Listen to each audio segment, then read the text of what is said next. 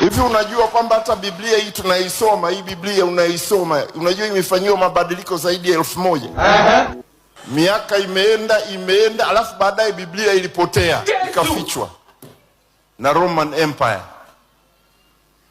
Kwa miaka 600 imefichwa. Kwa hiyo tunachokisoma ni maneno watu wameandika, wanagesi kuchukua hili na hili na hili, wanajaribu kuunganisha. Leo hii tumeshika sisi, tunasoma, mtu anakuambia hafuati Biblia. Ipi? Ipi? Which one are you talking about? Jamani, tulizeni sie tulosoma hivi vitu jamani.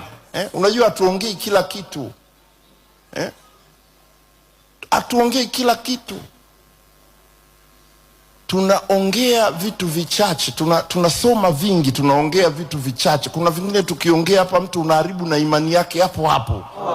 Unaivuruga, alafu wewe unasimama kwenye imani. Kisha yeye unamtoa nje. Kwa hiyo tuongee vitu ambavyo ni sensible. Mtu anakuambia, hafuati Biblia. Ipi? Wewe uliona Biblia wakati inaandikwa uliiona? Biblia imepitia changamoto nyingi sana hii. Mpaka kufikia hapa, yani unavyoiona, yani vitu vingi ukionyeshwa mistari yake original, unaona kabisa tumeingizwa mingine chaka. Mingine ilikuwa ni mawazo ya watu, wanajaribu kugesi hapa, labda itakuwa hivi.